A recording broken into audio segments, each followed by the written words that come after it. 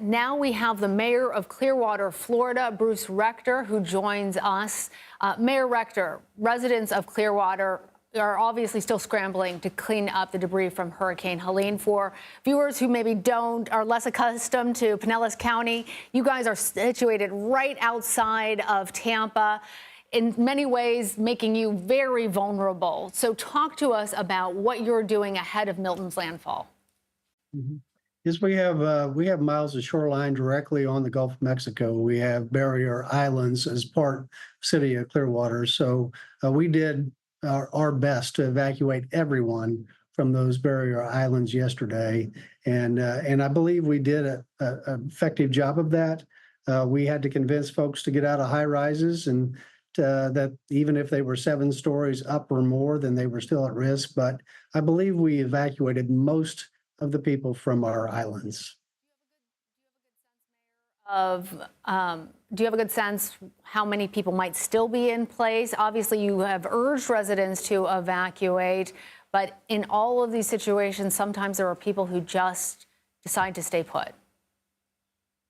It's frustrating. I try to convince them that they put first responders, which they do, and rescuers at risk.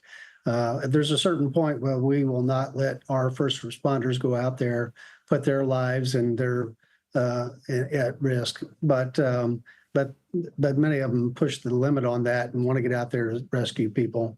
So I don't know an exact number. I don't think very many.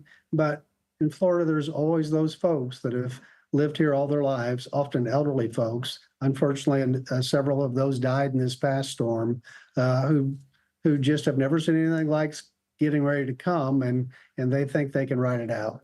That's a very bad decision. We do the best we can to try to get them off the evacuation areas, but some are probably still out there.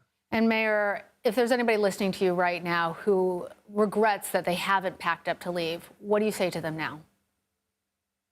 Well, I've been out driving around, visiting shelters now, and thanking people for doing that, for getting out of high-risk areas.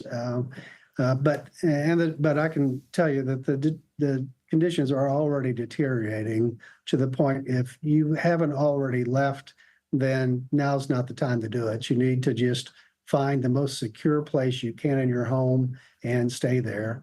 I tell folks that with this wind event, we will likely get that they certainly need to be watching weather reports and paying attention to tornado warnings. And if they have that kind of warning, to get to an interior room in their home to protect themselves and their family.